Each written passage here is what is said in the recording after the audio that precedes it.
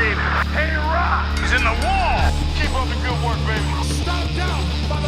Get the kid off it. Where's the line? Hey, Friendo, Steve here. And Lars. Welcome back to Going in Raw, the only pro wrestling podcast you'd be listening to on today's episode. Boy, oh boy, slow news day. But we're still going to talk about a bunch of stuff. I don't know if you describe this as a slow news day because there's a lot in here. There's a lot of whether nothing. It's actually, there's whether a lot it's actually noteworthy news is another thing entirely. But there's a lot in here. There's a lot of words. There's a lot of words. It's a whole lot of nothing. No, we gotta fill an hour-long podcast, so we're gonna go about doing that now. And so look, I'm not gonna say we're not gonna have fun talking about this stuff, but man, oh man, we've got like one rumor ass bait bullshit on the thumbnail, another one that's a whole lot of nothing. Because what am I gonna do? Put AEW review on the thumbnail? Nah, can't do that. not a whole lot happened on Dynamite last night. I put that dork Elon Musk on the thumbnail. And let's talk about. Here's the thing. I got to say this. The top two stories that you originally had in the notes, I was like, I ain't putting both these fools. I'll put one of those fools on there, not both of them. It was Elon Musk looking to buy WWE. And then the other one was, could Vince come back to WWE? I'm like, I'm not putting both these fools on there. It is a lot. It's too much. I understand that. It's too much. It's too much. So let's talk about The Rock. You put The Rock in the thumbnail. Certainly did. He didn't get that Oscar nomination for Smashing Machine. No, he did not. So, hey, maybe we'll see him more in WWE. Maybe we won't. We don't know. But he was asked about the possibility of participating WrestleMania 43 during an interview with Rafi Talks. And this is what The Rock had to say about it. These transcripts come from The Ring Report. Dwayne said the following: I'm excited for the brand of WrestleMania. I'm excited for the Kingdom because that is a big show. Well, not the big show. Oh, sorry. Rock continues. I'm also excited not only for the brand, but I'm excited for our athletes to be able to participate in an event like that. And that is a global event. And so Rafi's like, so do you have good news as far as being involved? And The Rock says, and so I can't wait. In terms of conversation I've been having, it's all good. It'll always be good. A whole lot of nothing. Steve, when you inquire about something and it doesn't go your way, what's a common refrain people turn to? It's all good. Oh, yeah. Sometimes that could be a bit passive aggressive too, though. It can be. There's a lot of subtext potentially in those three words. You slight me, but I don't want to call you out on it. It's all good. It's all good. Meanwhile, I'm obviously stewing. It's all good, dude. It's all good. Bulletin board material. But you're like, oh, it's all good. Yeah. Big old elbow to the ribs while playing ball. Dude, sorry about that. I know you lost wind. It's all good. It's all good. Next play. Bah. Right. Anyways, it's all good can mean a lot of things. Yeah. Of course, The Rock isn't going to divulge any details about whether he is or is not going to be at WrestleMania. Well, let me ask you this for the sake of conversation, because that's what this is all going to be. It's going to be a lot of nothing but sakes of conversation here. Let me ask you this. He didn't get the Oscar nom. Oh. Does that make it more or less likely that he would run back to WWE to get, build back up some momentum as the final boss? You mean try to find some last shred of relevancy in this entertainment sphere we're living in? That's another way to put it. Or would it be more likely that he's like, oh man, I did get the Golden Globe nom? Because didn't he get that? He got that. He did. He got that. Yeah. Now I got this other Safdie Brothers movie. Yeah. Maybe let's look at, I don't know whoever did Hamnet. Maybe I'll talk to the Hamnet person. Yeah. Maybe I'll talk to Paul Thomas Anderson. Yeah, give PTA a call. Yeah. Right. Is he going to be more motivated now that he got a little taste, the Golden Globe nom? That could be. So further away from WWE. I don't know what drives Dwayne, what motivates him when he gets up in the morning. Yeah. I don't know. Is he going to continue his bid for Oscar fare? Prestige movies? Is he going to try to continue in that path? Is he going to go back to the blockbusters? Is he going to go back to the Fast and Furious franchise, maybe? Or is he going to come back to WWE after more or less being rebuffed 2 years in a row with his creative ideas and be like, all right, instead of coming in and trying to dictate what happens, what do you want me to do? You know, if he comes in is like, all right, I'm a team player. If you want ideas, I'll pitch them. If you say no, all good. Triple H is like, here, I'll put you with the Road Dogg. There you go. Hell. Hell. And then I don't know. I mean, he's what? He's got to be. Is he over 50? I think he's like a little older than us, so he's probably approaching. So he's got to be at least. I mean, if we're approaching 50, he's got to be. Oh my God, he's 53. Okay, he's over 50. Yeah. You know, the time's a ticking. Obviously, he keeps himself in tremendous shape. He does, but yes. still, the time's a ticking on him getting back in the ring. Every year that passes, it's going to be harder to get in ring shape. It's going to be harder to take those bumps you need to take to do a WrestleMania main event level match. I will say this. You know how sometimes, like just last week or 2 weeks ago, we had one of the hot takes that said if Drew doesn't win that title, that's it for him. I do think that if Rock doesn't do Saudi-Mania, at least this Saudi-Mania, because I feel like there's still going to be more. If he doesn't do this one, though, I feel like that's it. Yeah. Because they've got the money, and I don't know what the arrangement is in terms of, I know they give WWE a lot of money, but do they then throw money on top of the simple rights fee to have it at the thing? Do they throw more money on top of that? Wasn't there talk about WWE getting like $100 million for Mania 43? Dude, I heard anywhere between 50 and 200. So I don't remember what the actual number was, or if that was like legit. It's all just rumor and speculation. Yeah, I don't know what it was, but you know, is in that amount, like, you know, set aside this amount for talent budget because we want big names. I have no idea, but you got to think because it's in Saudi Arabia, they're going to want the biggest deal possible. They want this to be the greatest WrestleMania. And number two, yeah, they're gonna spend money on that. And if that's $30 million for The Rock, then it's going to be $30 million for The Rock. And I would have a hard time thinking, or I would find it difficult to believe that The Rock would turn that down. Yeah. Especially if he gets Cody. Yeah. Maybe The Rock will return to the ring, but for sure at some point, it seems like Will Ospreay is making a return to the ring. It could be sooner than anticipated. Fightful Select had a huge Will Ospreay update shortly before last night's Dynamite, reporting that Ospreay was scheduled to be backstage for yesterday's evening show, and that he's, quote, due to start getting checked out by AEW Medical for a potential return, with AEW hoping that he could make his way back from neck surgery, which they thought was going to keep him out for a prolonged period of time, by this spring. That's great news for Will Ospreay fans. It's great news for AEW. Yes. They got to make sure that that's a big, big deal. Obviously, first feud back, Baron Corbin. He had a dark match before Dynamite. That's what I'm saying. I'm sure the guy impressed to the tune of a multi-million-dollar contract. Multi-year, multi-million-dollar. Yes. And Bishop Dyer. Bishop Dyer. Yeah. Dyer. Yeah. Versus Will Ospreay. Put that on the books now. Yeah. Pen, not pencil. Bishop Dyer, newest member of Don Callis family. Right. Yeah, that's what it would be. Versus former Don Callis family member Will Ospreay. Yeah. I have to always remember that it's Dyer, not Dwyer. Yeah. Because like the initials B and then Dwyer, that's a gnarly It makes one. you think of something else, doesn't it? It does. It totally does. Yeah. Boy, could you imagine being one of them kids? Woo! Watching TV in the middle of the day. Oof.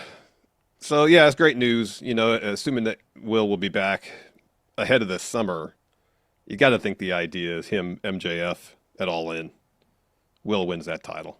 It just makes all the sense. You have him coming off the neck injury, huge return, massive pop for his return. Him and MJF have history. They're doing this thing in AEW now where, like, everybody's coming after MJF and that title. You know, so it looks like you might get another four-way match at Revolution. I know I'm getting ahead of ourselves. This isn't the Dynamite recap part. But it's kind of shaping up to look that way. You know, and if you have MJF defend the title a few times, you know, against in matches against the main event scene in AEW, Will comes back. He's the one that beats MJF for that title. Right now we've got Hangman, Swerve, and Omega all making a K. I guess Joe too, maybe. Oh, that's right. Could be making a Five-way case. match then. Yeah. I'm trying to think between now and August 30th, are there 4 pay-per-views in case they wanted to do, hey, just line up these singles matches right now? There's Revolution, Dynasty, Double or Nothing. That's May. Forbidden Door.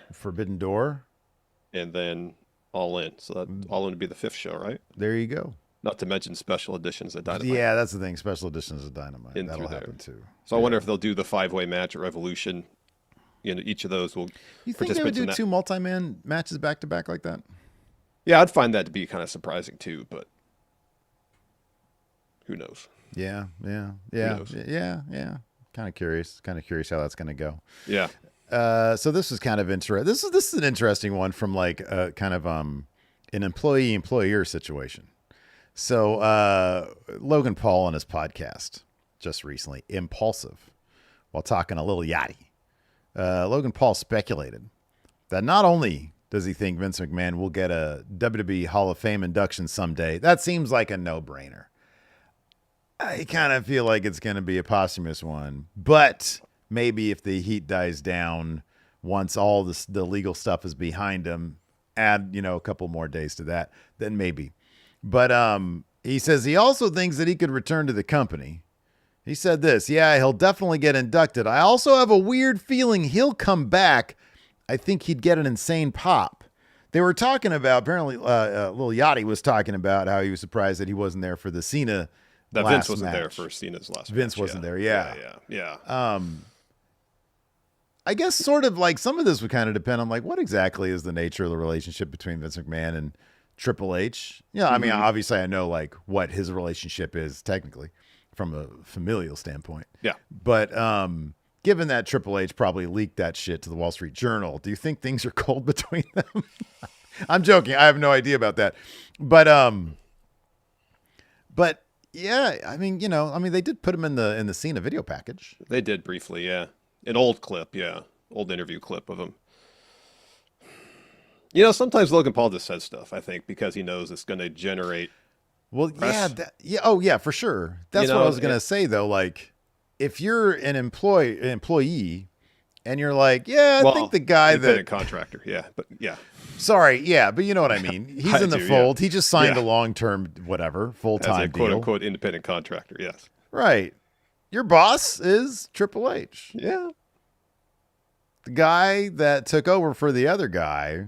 Yeah. And sort of scrubbed the decks of the other guy. Yeah. And you're like, I think that guy can come back. If you're Triple H, you're like, hey, dude, come on, man. What are you doing here? Are we same team or not?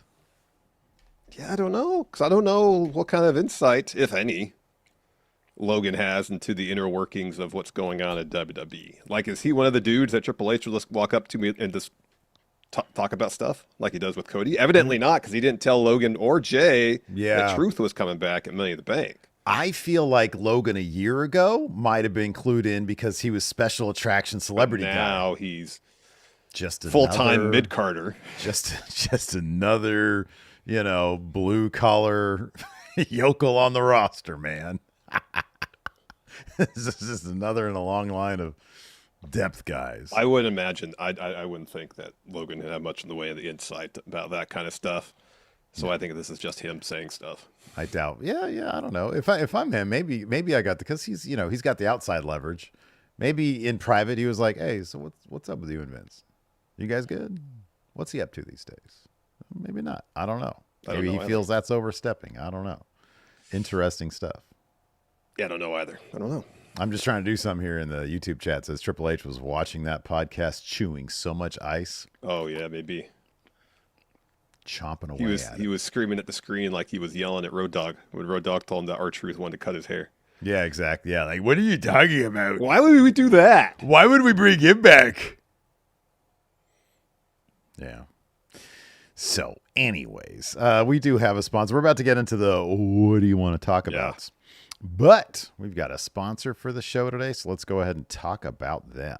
Let's do it. This episode of Going in Raw is sponsored by Factor. I try my best. I try really hard to eat well, but a lot of times it takes a lot of time to prepare a quality meal. Just the other night, I was looking to make some chicken, some roasted sweet potatoes. Nothing fancy, but it still took me almost 90 minutes, an hour and a half to prepare it. Oh my gosh, man, I feel that though. I tried for a while to make healthy meals every night, but then realized it just wasn't going to happen because some days I just don't have time or the energy to make it happen. Yeah, that's true. But Steve, Factor doesn't ask you to do meal prep or follow recipes because their meals are already made by chefs, designed by dietitians, and delivered directly to your door. I'm talking lean proteins, vegetables, whole food ingredients, healthy fats. It's all the stuff I'd like to make if I had the time. And with Factor, I could heat it for 2 minutes and then eat. And with Factor, you pick what fits your goals. There are 100 rotating meals every week. So if you're looking for high protein, calorie smart, Mediterranean, GLP-1 support, ready to eat salads, Factor has you covered. And Factor has a new Muscle Pro collection for strength and recovery, which is great for me. Because what year is it, Steve? It's 2026. And what is Larson going to do in the year 2026? You've said this before, and I believe it's get jacked. Get jacked. That's right. So head to factormeals.com/raw50off and use code raw50off to get 50% off your first Factor box plus free breakfast for 1 year. Offer only valid for new Factor customers with code and qualifying auto-renewing subscription purchase. Make healthier eating easy with Factor. Pretty bold of you to throw to me during that, man. You never know. Do you dispute my goals of getting this absolutely shredded in the year 2026? No, but you know me, dude. You know me. You throw me an alley-oop like that, I I want to know. say a million other things. What do I want to do in 2026? Yeah, what does Steve want to talk about in that instance? Well, let's see what the pantsless. friendos want to talk about. Let's get into it, Steve. So Yeah, his first man. one here is from True Oh, World boy. Order. Says probably non-news, but the rumor of Elon wanting to buy WWE is good for a laugh. So this is what this is all about. I got this from SE Scoops, I believe. Yeah. So yes, there is a completely unsubstantiated rumor going around social media that Elon Musk is interested in purchasing WWE from TKO. So there's apparently been posts across multiple social media platforms that claim that Musk is in, quote, very early stage talks to buy WWE, though, of course, these rumors have not been corroborated by any trustworthy news source whatsoever. No. Is this just Elon Bros dissatisfied with WWE's product trying to manifest something? That's a possibility. I don't know. I don't know the origins of this. I don't either. It's funny. This is one of those that I'm assuming this is caught on Twitter in some way, shape, or form. Is this something that was it Grok spit out and then people picked it up as something real? Grok actually is the one that I think disputed it in like the little Grok community note. I don't know how it works. I don't know. It's funny because I do get on Twitter at least once a day just to see what conversations are out there. It's at this point, it's such a shame because 6 years ago, 5 years ago, Twitter is a really decent app. Yeah. People that were verified were actually verified. Yeah, it had like some real value out. the Yeah, word for sure. verification meant Yeah. something. Yeah. And it felt as close to a digital town hall as it was gonna be. And then this jackass shows up, and it just completely it's dude. So like I reactivated the Steven Larson account just to get on there. Our inbox is inundated with bot requests. Unless you and I just have a legion of female fans that I had no idea existed. but I'm pretty sure that there's like 100 of these things. Never happened before. I mean, I know there were bots before. Yeah. But like one of the things this dude used to complain about is like the bot problem. Well, it's gotten exponentially worse. The app has gotten exponentially worse Yeah. since he took it over. Yeah, without a doubt. So I don't know. And I feel like that if this happened, dude, that's it. We're quitting. We're moving on to something else. Yeah. Yeah. Because this guy would come as bad as you guys might think WWE might be now, which honestly it's not. I mean, I know the ticket, but there's a number of issues with WWE, but it would get exponentially worse. Oh yeah. Exponentially worse. Oh yeah. So I miss the days when the richest guy on the planet wasn't a fucking dork. I miss those days. I know Bill Gates is a dork, but he wasn't like a cringy. Well, he did do the dance thing. So Yeah. I missed like the 4 years when Carlos Slim was the richest man in the world. Yeah. Because he was just an old school entrepreneur. He was like, he had a bunch of companies that had like, infrastructure shit. Mm-hmm. That's how he made his money. Hmm. Just wasn't like a weird dork. Mm-hmm. So I don't know. I don't want that to happen. No, I don't want that to happen. I don't think it's going to happen. I don't know where this is coming from. I doubt there's any. Well, okay. The other aspect veracity of it to it. is like WWE's a big money maker. And Yeah. what does TKO have a lot of? Debt from UFC. Right. And they need to pay that debt off. And so they're using the money from WWE to pay off said debt. Yeah. They need something that makes money in that company. And WWE does that. Yeah. So, I don't know what TKO's motivation would be currently to sell, considering it's the one arm of the company that seemingly is making tons of money for them. Right. Yeah. Unless they just get absolutely blown away by an offer that Yeah. would cover whatever WWE is valued plus. Pretty much it would be whatever WWE is valued, I would think, plus whatever UFC's debt is. Mm-hmm. Yeah. Right. Yeah. Would yeah. be something astronomical like that. It would be massive. Yeah. would I be mean, the pretty dude's massive. got, at least on paper, which is kind of the important thing, 700 billion, I think, at this point. He's got to be in a ton of debt from buying Twitter. I think that was only like 44 billion. It was originally it was 55. Oh, was it 55? Yeah, Yeah, I don't know how all that shit works, man. They just move numbers around. they do, and it's like they leverage debt somehow. I don't know. Yeah, I don't know how it works. Next here from what is this? Fort for Men. Fort for men. It's a fort for men.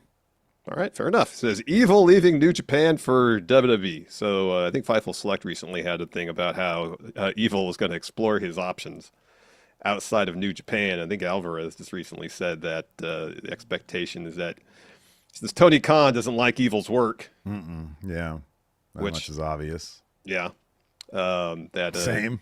yeah, same. It's crazy because he's the leader of my favorite faction. But he's the least interesting member of that faction. He's the least interesting thing about that faction. Yeah. So apparently he might go to WWE. Yeah, I don't know about all that. I don't know about I don't know. I don't know about all that. I don't know either. There's a number of names in New Japan that I'd be like, oh, that's cool. Like Sonata's current gimmick. Oh man, I'd love to see that in WWE. That'd be cool. Well, Sonata's current gimmick is guy who does not want to be in New Japan. Yeah, so that might actually work. Yeah. Yeah, I don't know. If Noah has a chance at, because I had read this somewhere, if Noah has a chance at reuniting Los Ingobernables de Japón, that might be a license to print money right there. Could be. But in WWE, I mean, I just don't know what, like, is he going to go to NXT and bring out the giant scythe and all that? Like, oh my God, could you imagine that outfit in the Performance Center? Yeah, is he No. linked up? Is he romantically linked up with EO? Isn't that a thing? they were engaged at one point. I don't know if they still are. Okay. On Wikipedia, it says was. You know what? If it makes her happy, then I'm all for it. I'm all for it if it makes the EO Sky happy. Yes. Following up on was something that we talked about recently about heat between Okada and New Japan management. This is from Parsath. Says Okada confirming that he has a lot of heat with New Japan management, saying Tony Khan treats them much better. So I couldn't find anything about this except for a thing on Reddit. Okay. Where there's a thing here purports to be a transcript from a Yano live stream that Okada was on. That's amazing. So Where does Yano live stream I from? don't know. I thought he just had the DVDs. Yeah, right? So Okada said this. Said after the match, you know what? No one from the office or management came to the locker room. I think this is after his match against Tanahashi. I think. Yeah. Came to the locker room. Not a single good job or thanks for the hard work. Nothing. And then Yano says, seriously, that's rough. What the hell? Okada, exactly. Over in AEW, Tony Khan, he's the boss. He always shows up backstage right after, shakes hands, says thank you, appreciates what we do. But in New Japan, crickets. That's the kind of thing that's missing now. And Yano says that's why guys are frustrated. You know, Okada says it's a small thing, but it matters. The ring is great. The fans are there, but the upper management, they need to step up. Again, this is just something I found on Reddit.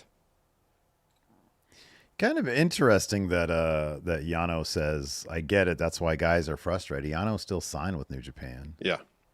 Huh. I mean, a detail here is that this is apparently a now archived.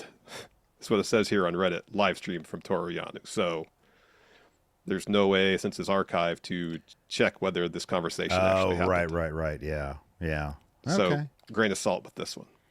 Yeah. I have no idea what to think about this. If true, sad, because, you want somebody to be given their flowers, but also, yeah, I do find it interesting that like New Japan, because they brought in Ospreay, Jay White, brought all those guys back to For Tanahashi's last match. For Tanahashi. And then Kota Ibushi, which apparently he's still like, persona non grata there. Mm-hmm. But they still brought him in for Tanahashi, putting the business thing aside, the grudges aside. Yeah.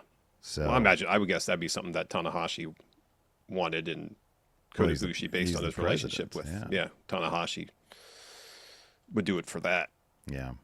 Finally here from Nick My Hero says WWE not renewing Tommaso Ciampa's contract. So Ciampa publicly confirmed this is the case. He had a post on social media that was, really thankful of WWE and everybody in the locker room, everybody that worked in production, basically everybody in the company. Mm-hmm. And just said that he's excited about what's happening next. He said he spent the first 10 years of his career, on the independents, the next 10 in WWE, and now he's really excited to see what the next 10 years bring. So yeah. He'd be a heck of a pickup for AEW. He would, and I would be surprised and honestly a bit disappointed if AEW did not sign him. Yeah, I agree. He's terrific. He's a tremendous wrestler. He's shown he can do good character work. Imagine him in the Owen. Oh boy. Imagine him in the Callis family. It'd be great. I just like that everybody they sign now, they just put in the Callis family. It's funny. Yeah, man. Yeah. You think Bishop Dwyer's going to be there? Bishop Dyer. He really should have called himself Bud Dyer. And then it's like, wait, what? Yeah. Yeah. But it's a little close, isn't it? It's really close. You're not me. It's all right. Everything's all right. Everything's all right. You're not me. We have a super chat here from Skylar. He says, why did Braun Breaker's chemistry with Baron Corbin, and the Wolf Dogs feel strong? You're not me. Feel stronger than his dynamic with any member of the Division.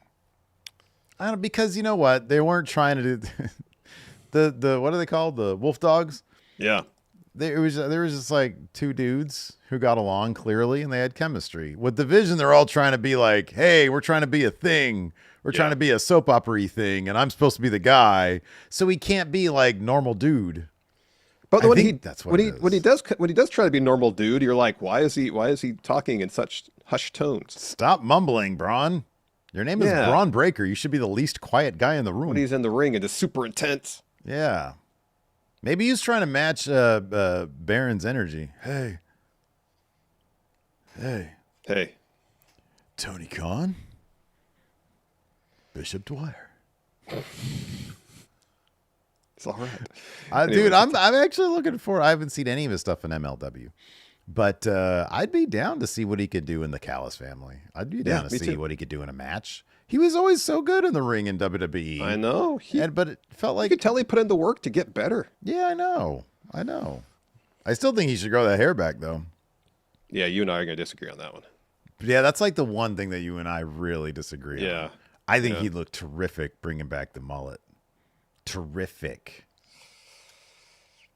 Yep, we're going to agree to disagree on that one. Let's talk about Dynamite. Well, hold on a second. Before we talk about Dynamite, very important, because this weekend, the Predictions Challenge begins anew in 2026, and we've got a new wrinkle for the Predictions Challenge, and it is, of course, the Tournament of Champions. Ultimo Friendo Tournament of Champions, yeah. The Ultimo Friendo. Ultimo Friendo. I always forget that part. You've dubbed it the Ultimo Friendo Tournament of Champions. Sure. And it's going down already. A couple of the old-timer. I'm looking. Where's John Hosey? See, here's the problem. We got rid of that stupid Twitter, and I think that's where I had some contacts. Yeah. John Hosey, you're a 3-time champion. You need to come. Well, let me check and see if he's John Hosey or Fear and Loathing, both 3-time champions, if they've submitted. Jesus, Fear and Loathing was a 3-time? Yeah. Oh, my God. Yeah. Good job. Yeah. There's only been three multiple-time champions. We need them. So if any of the champions who are already champions are out there and you want to participate, but you're like, I don't want to give these guys any more money. Cool, that's fine. We just want you to participate. Email us at friendoclub@gmail.com. Yeah. And let us know. We'll send you the link to it. I already did it today earlier with a couple of the friendos. I forget who exactly, but I already did it. And so we want all the champions who have been there, who have already won a championship, to participate. The prize is over there. It's right. It's like literally. I don't know why you just don't reach over there. So away. you're not going to hurt yourself. Oh, this hurts. That hurts. Oh my gosh. All right. So here's the prize right here. This is what you get. It's in my hand. You know, people might be more excited about participating and hitting this up if they could actually see the prize. You will win this thing. That's. I don't know why you're so weird about not showing it off, because this is what people would maybe get excited about. It's right here. It's right here. Here, I'll do the Alexa. I think Bliss. you're trying to do a thing where Alexa people, Bliss thing. previous champs, don't participate. No, I which definitely want them to. improve your odds of winning. Look at this new car. Doesn't actually drive. It's a bootleg even a Roman car. Reigns championship title. So you can get this. If you're already a champion and you want to participate, it goes from January until WrestleMania. Yep, culminates at WrestleMania. It's cumulative scores. So after all those predictions challenges, if you've won a previous championship, whoever has the highest cumulative score over those 4 months is the Ultimo Friendo Tournament of Champions winner. If anybody knows where John, I think I might have Fear and Loathing around somewhere, but I want to get in contact with. All right, so John Hosey has a free membership on Patreon. I will hit him up there. Good looking out. I will hit him up there because we need John Hosey. So yeah, but if you guys want to, the people who aren't champions or haven't been champion yet, and you're like, what are the predictions champions? It's a lot of fun. We usually get a couple hundred friendos participating. There are prizes that go out. And yeah, that's the situation. So if you want to participate, starting with Saturday night's main event here in January, just click join right here, youtube.com/Stephen Larson, or you can go to patreon.com/Stephen Larson, get the Friendo Club set up there. Either way you do it, it's $5 a month. We do have other reward tiers as well, but the $5 a month one is what gets you into the predictions challenge. Yep. Also gets you access to our upcoming bonus episodes and previous bonus episodes and the question threads that we put up for the shows as well. Correct. All right, man, let's talk about Dynamite. Yeah, wasn't the most eventful episode of Dynamite. A lot of wrestling. Yeah, there was some good wrestling. That main event was awesome. There was a lot Swerve of and good Kevin Knight chops. put on a hell of a match. That was a hell of a match. Kenny and Josh Alexander was really good too. Yeah. But in terms of advancing story, Everybody's sort of like laying their claim. We talked about this. Everybody, you had the four guys who were like trying to lay their claim to be number one contender. plus or at Brody least a King wants a contender. piece of MJF to get And that then, title. yeah, Brody King is the next guy to lose to MJF. But it's a great spot for him, and I like that it's organic in the sense that you had Bandito. That made sense. Brody King and Bandito, they're buddies and they're former Yeah. tag champs. So it makes sense that he would come out and try to redeem the honor of Bandito. And MJF sold him. You know, he's a big dude. So this should be a fun match. And yeah, I'm looking forward to it. Yeah, I wonder if they're going to have a themed episode of Dynamite coming up soon, because there's not another pay-per-view till Revolution, and that's not till March. So you got to think there's, well, they do Beach Break it like during Spring Break would be after. There's got to be some sort of themed episode coming up. February. Yeah, some point in February. Yeah, I don't know. Let me check. President's I'll look. Day, I'll look you on got their President's website. Day, Valentine's Day. That'd be a special episode of Collision, because I think Valentine's Day is on a Friday or Saturday this year. It is on a Saturday. That's right. Yeah, well, maybe they'll do it on a special episode of Collision. I don't know. Oh, there's Grand Slam Australia in February. That's what it is. That'll be the special event. Oh, they're going back to Australia, really? Mm-hmm. Okay, well, there you go. Oh, There you it go. is on Valentine's Day. It's February 14th. So it's Collision. Okay. Very cool. Very cool. Yep. Wait, is that one? Remember, what was the one that they like people were like completely unsure as to what platform it was going to be on. That was last year's Grand Slam Australia. Yeah. Oh, that's right. It was. Yeah. Whether it was going to be a pay-per-view or just on TV, and then it was on like in the middle of the night, I think. It was live, I believe, from Australia. Yeah, right. Yeah, that was weird. Maybe they'll save the AEW World Championship match for special theme Dynamite, Sacramento, California, Memorial Auditorium. Hey, that'd be nice. When is that one again? February what? February 18th. 18th. And then when is the Grand Slam Australia? 4 days prior. So, do we get the first episode after Grand Slam Australia? Whoa, Look at that. All right. Did you see that? Everybody's going to be so jet lagged. I know. Did you see that Sacramento's getting the go-home Raw before Mania again this year? Oh, snap. That's cool. Good job, us. Get a bunch of video packages. Yeah, I know. That's cool. Recaps, video packages, bunch of promos in the ring. Yeah, right. Yeah. That's cool. Anyways, let's just jump into Dynamite. MJF opens the show with an interview / promo with Shivani. He just talks up being champion, saying he's the best in the world. And he says, Bandito found out the hard way that 2026 is the year of the devil and ain't nobody on my level. This brings out Brody. And he says, after what you did to Bandito last week, the only thing I could think of is ways I want to hurt you. Says, I want a title match and I want it tonight so I can choke you out and drop you on your head right here. And MJF goes, I'll think about it. No. Says, not because I'm afraid of you. You come out here and you bark, and these morons bark back. The barking makes sense because when I think of you, a phrase comes to mind, all bark, no bite. You come out here and challenge me to a match. Who have you beat? He said, you beat a bunch of jobbers. If you want to face the champ, you got to beat elite level talent. Until that happens, the match is not happening. He says, you interrupt the champ again, we're going to have a problem.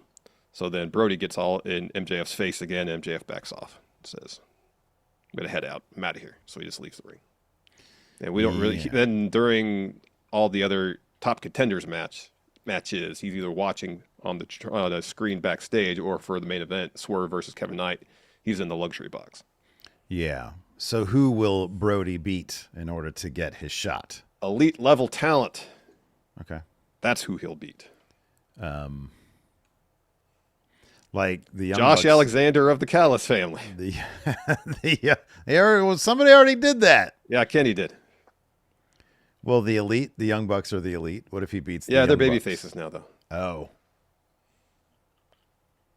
I mean, like, they're elite level talent as a tag team, but as singles wrestlers, are they seen the same way? I mean, they're the Elite. Yeah, I know. Right. Yeah, I think if that's the case, then Brody would have to beat Kenny. Or The at least Jack Perry. debuting Bishop Dwyer. Dyer. I'll get it one day. We also had 2/3 of the new Trios champ in action, including I really hope Speedball got his chest checked out after the match. Because that one chop at ringside was massive. he took on Samoa Joe. Yeah. And that was one of the loudest claps I've heard for a chop in a while. It was very loud. Before that, we get an interview with Hangman and Jet Speed. Hangman's in good spirits. He says, we need a team name. And Kevin Knight says Jet Set Radio. And then Bailey's about to suggest something. It was horse something. Horsecock. What I thought. Yep. And Paige says, no, I've tried that. It's not going to work. So he says, I got a match against Collision against Shibata. I just made that match. I like that Paige's thing now is he books his own matches. Yeah, I do appreciate that too. It's pretty funny. I just made that. I did that right now. Yeah. So Bailey says, Kevin Knight, you got to focus on Swerve tonight to get the win. And then Paige tells Bailey that if you can outlast Joe tonight, you'll beat him. And so Kevin Knight asks Paige how we should go about beating Swerve. And Paige thinks about it for a second, just kind of smiles and says, it's going to be a hell of a main event. No insight, no advice. Yeah. Yeah. And I was kind of wondering too now. Yeah, if rather than the title being the thing that comes between Hangman and Swerve, if it's like Paige's newfound friendships. Like I was wondering if something was going to happen during this match between Swerve and Kevin Knight that was going to upset Paige because, hey, they're trios champions.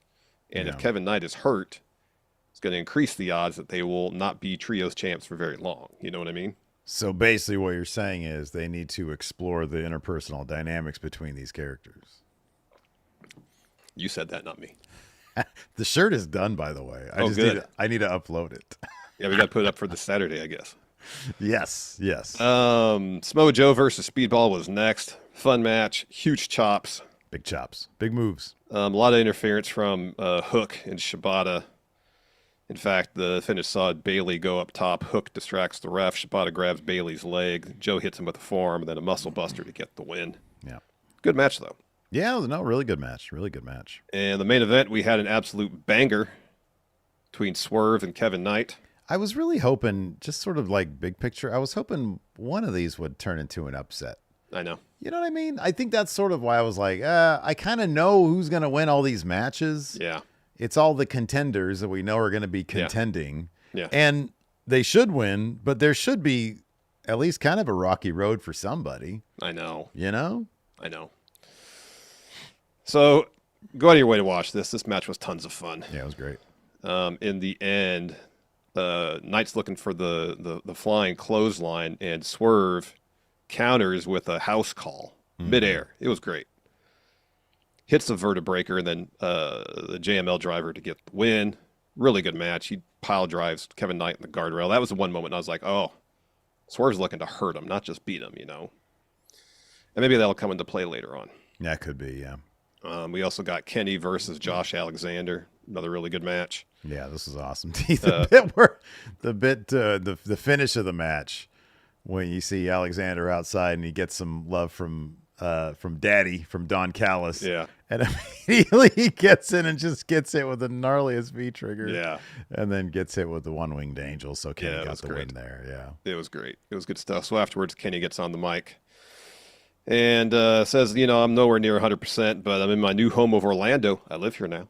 He lives in Orlando now. He says, I'm happy to report that I haven't felt this good in years.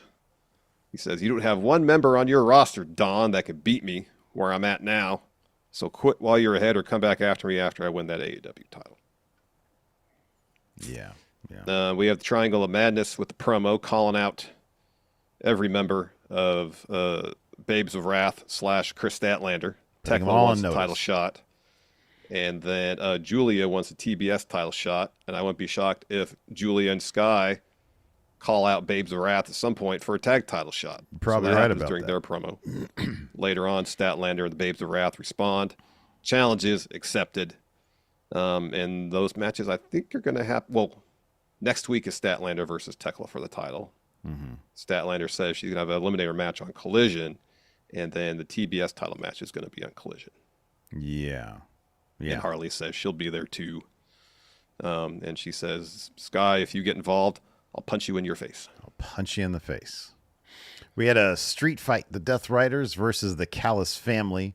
It was Mox and Yuta taking on, and Garcia taking on Hechicero, Rocky, and Lance Archer. See, based on the lineups, you know exactly who's going to win this. It's so, and here's the thing, it's so lopsided. I know. It was fun, though. Like, I don't want to call Hechicero a pin guy, but he's a pin guy in the Callis family. I mean, he might be the leader of Callis B team. Yeah. He's the leader of Callis, Hollywood Callis. Yeah, for sure.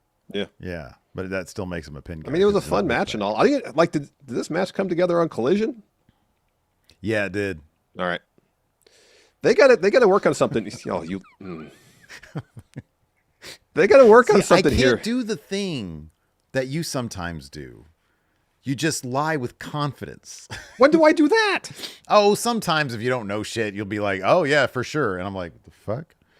But you'll do it so confidently, and you have that professorial thing going for you. I don't lie. I know your tools. Come on now. I don't lie. I don't think I ever lie. Sometimes, okay, you don't lie. I'm not going to accuse you of being a liar. Sometimes you get stuff wrong so confidently, I'm like, man, I'm going to fucking fact check that later. But then it's too late. Yeah. I come off as the authority. Yeah, exactly what I'm saying. Yes, exactly what I'm saying. And you know what? That's such a great bit of life advice because Jeff does that also. And it's like, man, me and Hilton, we can't do that shit. Like, we're the types we can't. You and Jeff, because you both look like professors, you get away with it so well. I guess so. If you go through life acting like you're the authority on shit, because it's funny because I don't think I'm the authority on anything. No, but that's the thing about you is that you do know a shit ton of stuff. So you have to have some base amount of knowledge to get away with it. You have to be right enough times to get away with being wrong constantly. What's the proportions there? Like 80-20? Well, over the years, it's really starting to even up. I know. My Like memory's 10 not years what it ago, used to be. 10 years ago, you had a solid 85% rate, man. Yeah. These days, closer to maybe 65. Yeah. Too many nights not sleeping well enough. That'll do it to you. Tell you what. They gotta do something with the Death Riders because they worked this match as baby faces. Yeah. And Marina's out there too. And then later on, she's healing it up during the tag match. Yeah, for sure. So what is it? It's Because after watching this, I was like, oh, because we did our 10 things AEW needs to do in 2026 count out, which go watch. You haven't seen it yet. And one of the entries was Claudio takes over Death Riders after Mox kicks out. But I also said, or the other option would be Death Riders just turn face. And I thought after watching this match, they're starting the process of Death Riders turning face.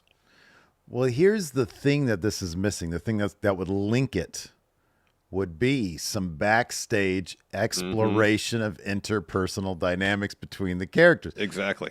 That's we gotta resolve this or add to the conflict so that when it goes to the ring, we can see it play out. Yes, exactly. There's this great bit where like Pac comes out with a crutch and hits Archer with it. Mm-hmm. And then Claudio comes out of nowhere and takes a crutch from Pac and just blasts Archer with it. He just jumps off the ramp. Yeah. Hey, we're getting that Claudio and Roderick Strong on Collision. On Collision. Collision Cowboys going to be eating good, man. Yeah, if you watch it, I suppose. Rocky, not a surprise here, takes the L after Garcia hits him with a pile driver. Locks on the Dragon Tamer. This finish is actually really good. Mox stomps him. Yeah. And so he's out while still in the Dragon Tamer, and the ref calls for the bell. And afterwards, Marina hands Mox a mic, and he just says, "Hey, Callis, tell Okada, you know where to find me." Mm-hmm. You going to get another title unification match? Maybe. I assume it's Okada. He said, "Tell your boy," and I figured that was Okada as well. I thought too. The tag match I mentioned earlier was Megan Bayne and Penelope Ford. I think it's her second match back, they said, from her arm injury. Yeah, boy, she launched Mina Shirakawa way over Tony Storm's head. Megan Bayne did, yeah. Megan Bayne did, yeah. Yeah. Thunk. And then she chucked Penelope Ford onto him. It was Bayne and Ford versus Tony Storm and Mina. Fun match. As mentioned earlier, Marina runs in to lock Tony in Mother's Milk right after Megan and Ford hit a Doomsday device on Marina. So Tony can't break up the pin. Megan and Ford get the win. And then, I don't know what they're doing with FTR, man. They got no heat. There's no heat whatsoever. Zero heat. So they have a match against AEW's newest signees, Alec Price and Jordan Oliver. Yeah. And so if you want to get heat, you think this would be a squash match, right? It should be, yeah. But instead it was, FTR underestimates the new tag team, and it's a competitive bout, which it was a fun match because Price and Jordan Oliver are a good tag team. Yeah, they're a ton of fun. In the end, FTR still gets the win with the Shatter Machine, but it was too much. It was too much. I know they're I guess they're trying to make them look vulnerable because Davis and Doyle, they're going to lose their match. Mm-hmm. I think that's coming up next week. But it's on Dynamite next week. Yeah. But yeah, this probably should have been a 3-minute deal. Mm-hmm. That's what I thought too. So, anyways, that is your Dynamite review. It's now time to answer some Friendo questions, so we're gonna move on to do that. Let's do it. Let me go ahead. I always got to make sure this. I don't know what the deal is with our auto moderation, because like so many of our comments get held, and I always have to dig in there. And I know. Yeah. While you look through that, we got a couple subs here on Twitch from. These are watch streaks. I did see Folsom Joe sub JOD88 with the sub as well. Thank you so much. Thank you very much. Appreciate it. All right, here we go. Jesse Helsius wants to know, how often do we get recognized out in the wild? If it's a wrestling show, fairly regularly, but just out. Like if I'm just grocery shopping. I think it's happened once or twice while grocery shopping. Yeah, it used to happen a ton back in the Machinima days. Mm-hmm. Like that would happen all the time. These days, no more. Unless we're at a wrestling show, in which case it's like, that's like pretty much every time. It must be a sign of our waning relevancy, Steve. Well, our niche relevancy now, Yeah. Gaming is a much bigger deal. Machinima was a big deal back in the day. It was a huge deal. So, but yeah, I'm good with that. Let's see here. Shavon says, with the Oscar noms today, who are our picks for the major categories? We might do that for bonus episode. Two dudes who haven't seen a lot of the nominated movies giving our picks. It feels though because Sinners got like I think the most noms ever. 16. Yeah. I feel like that how sometimes the momentum carries shit. That might do really well. I will guarantee you this: Sean Penn will win Best Supporting. Yeah. If as soon as you lay eyes on him in one battle after another, you'll understand. All right. As far as everything else, I don't know. I don't know. Alex Foster here asked, how many main events in a row will House of Torture, MFTs, and Wyatt 6 have on SmackDown? Oh, man. I would love if they actually had the House of Torture branding and, let them roll in WWE. Mm-hmm. Give them their own pay-per-view. Heck yeah. Dave Matushak says, considering that Kenny Omega did mocap for Street Fighter 6, would you like to see a wrestler do the same thing for GTA 6? Sure. I just want the game to come out. It's a bummer that Kenny didn't get a role in the Street Fighter movie. That is a bummer.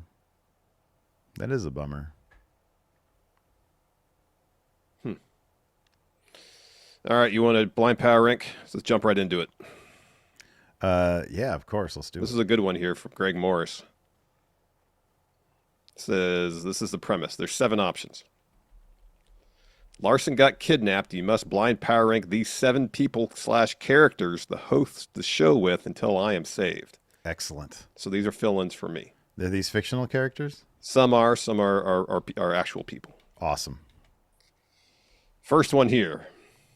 Rayha Jackson from Boogie Nights. Oh my God. I don't know how bad this list is going to get, but he is low, very low. That guy was a maniac, coked to the gills. I don't know what the deal with Cosmo is. I'd be sitting here trying to do an ad read and he start like throwing little firecrackers all around. No way. I feel like it could definitely get worse, but I don't know how much worse. I'm going to say number 6. All right. Next up, Donald Sutherland's character from JFK. Call him Mr. X. All right, Mr. X would be great. So he's going to be top 3. Might be number 2 because there might be a killer entry on here. I will say this, though. He also strikes me as the kind of guy who just might make up shit. Yeah. Like he's sitting there. He's like, you have to think about. A perfect fill-in for me, right? Right. He does it very confidently, as he did on the bench. So I'll be honest. Mr. X is number 1. He's just a perfect fill-in for Larson. All right, next up, the scientist who made the human centipede. Oh, wow. I don't know if he's a wrestling fan or not. I mean, there are definitely some submission moves happening there. I don't know. The original scientist guy, he was a very charismatic guy. I'll put him square in the middle. I'll put him number 4. All right. I don't know what you'd get out of this next possibility because I don't remember him talking a whole lot. It's the Burger King. He doesn't talk in the commercials. No, he doesn't talk in the commercials. So it'd be kind of presents Whoppers to people. Yeah, it'd be and like we work remotely, so it's not like I would get the benefit of the Whoppers, but maybe he'd be able to like hook me up with some coupons or something. Maybe. I feel like there are probably more offensive options on this list. It is kind of awkward sitting here with, if I say something and you just completely like sandbag the conversation. If I had the same expression, not only not talk, but just do this. Yeah, a little weird. I'm going to go down to 5 on him. All right. It wouldn't annoy me as much as Ray Head Jackson. What spots do you have remaining? 2, 3, 7. All right. Next up, I feel like this next option is going to go pretty high. Is Brian Cox's character from Zodiac? Oh, what was his name? Because he was a real guy. Yeah, he was. Well, who was it? Where is he? Oh, Melvin Belli. Yeah. Melvin Belli. Yeah. Boy, he'd be great. That's easy. That's a number 2 right there. All right. So you have 3 and 5 left? 3 and 7. 3 and 7? All right. Ooh, you got a decision here to make. Next option here is Dick Jones, Ronnie Cox's character from RoboCop. Oh, he's like a piece of shit CEO, right? Mm-hmm. Oh, that's a number 7. Nah, he's all, yeah. Oh, wow, there's a really bad one next. Okay, it's fucking. No, I'm gonna put the CEO at number 7. Screw that guy. What's his name? What's his name? Dick Jones. Dick Jones, and that. Yeah, I mean that's funny for a gag, I guess. All right, who am I stuck with at number 3? It's none other than U.S. leader Steve.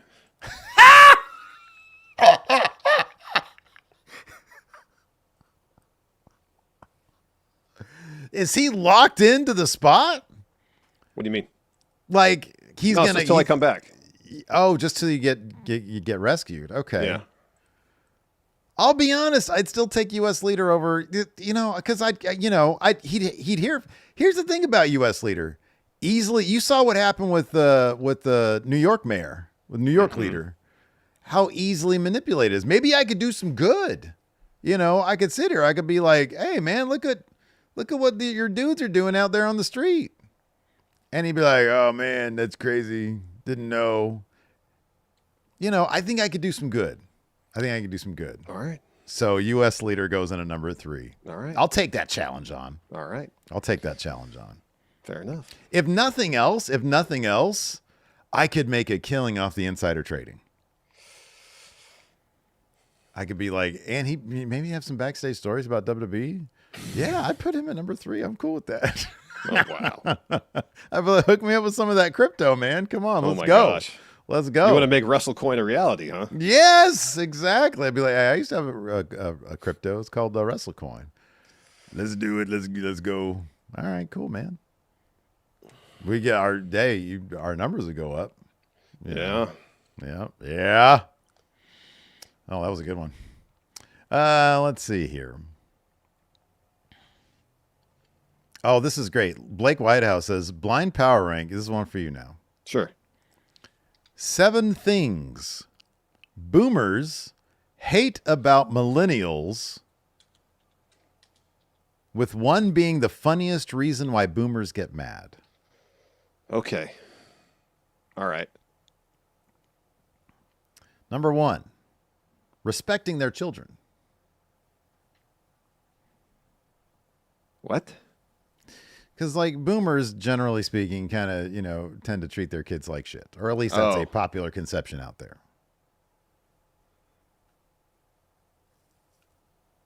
Wait, what's the premise again? The people... Wait, what? It's 7 things boomers hate about millennials. Okay. I guess I'm not aware of... All right, scrap this one. Let's do this. From Obafemi 18. Okay. 8 fictional characters as general managers. All right. That's a little easier to get. That last one's kind of hard. It's a little nebulous, though. It's a little convoluted there. Yeah. I just like when we do those generational things. All right. Fictional characters as wrestling general managers. All right. Got it. Number 1. My mom is sad. My box is like a life of chocolate. Forrest Gump. Bye-bye. Who likes shrimp? The way that Forrest managed to find himself in all sorts of situations, historical situations, during his life, somehow he'd probably find himself involved in like every story. Yeah, right. And if we know anything about wrestling general managers, it's kind of like a little bit goes a long way. Yeah. You don't want them too involved. Yeah. So I'm gonna put Forrest at 5. Okay. All right. This is out of 8. Yeah. It'd be like if they ever made Eugene general manager, Number 2, Kendall Roy. Fucked it. Wrestling Plus. Yeah, Wrestling Plus. Wrestling Plus. Wrestling at scale. I mean, it'd be an absolute shit show. And this would probably be like Shane McMahon. Yeah. Shane was. Probably wouldn't be too. Yeah, probably how Shane ran Raw Underground. But Shane had a ton of charisma. Yeah, Kendall is kind of bereft of that. Like when you think about the cringy ass rap thing that he did. Yeah. I think Shane's would have been good. Yeah. Kendall's was horrible. It's bad. Yeah. Yeah, I think Kendall would have. I'm gonna put Kendall at 6 actually. That should be, yeah. Next up, Tobias Funke. That guy would be a disaster. It would be if it was like written like, by the same writers of Arrested Development, it would be hilarious. It would be hilarious, and that would be like the one thing that would make it. I'm gonna put Tobias at 3. Okay, good. Because I think if it was a situation where it was all just played for laughs, it could be really good. This next one would be my easy number 1. All right. Baby Billy. Oh, hell yeah. Hell yeah. Isn't he made for that? Heck yeah, he is. We got a dang old tag team match coming up now. Oh, that'd be so good. I want a title shot. Shut up, nerd. Yeah. Didn't get no title shot. Go outside, nerd. Go outside, nerd. Be on Baby Billy's Bible Bumpers. Next up, the Hive Mind from Pluribus. It'd be everybody in the arena. That'd be fucked up, dude, but that'd be kind of cool. That would be kind of cool. I'm putting that at 2. Yeah, that's a good one. Next up, I don't think this dude would make a very good general manager, but you tell me, Anton Chigurh. Oh, wow. No. He'd be tapping people like, flip a coin. Yeah. Imagine if the situation like Money in the Bank and LA Knight messed up. Oh my you think God. He'd get coached up by Anton? Nope, that's what would happen. It'd be this thing. Yep. Yeah. There might be something worse. I'll put Anton at 7. What spots do you have left? 4 and 8. This has got to be 4. Mr. Milchick. Oh, heck yeah. I would actually legitimately love to see that. Heck yeah. Milchick's I would great. love to see that. And then at number 8, George Costanza. I mean, it wouldn't be a disaster, but It'd be an episode where everybody's looking for him to like find out what matches are booked, and he's hiding napping under his desk. Yeah, exactly. Yeah. Getting a Eclair out of the garbage or something like that. Yeah, that was a good one. I don't really. Yeah, that's kind of all I got here. Yeah, same. Okay. Well, that's going to do it for the show then today. Thanks everybody for tuning in. We appreciate it. Tomorrow, no episode. Because on Saturday, of course, we got Saturday night's main event. So we'll talk about what happened on SmackDown on Saturday in the Saturday night's main event review. So join us for the watch along and the review of that. Thanks everybody for tuning in. We appreciate it. Till next time, we'll see you guys around. John Hosey. Anybody. Fear Loathing. Anybody who's won previous predictions championships. FriendoClub@gmail.com. Yes. We'll see you guys later.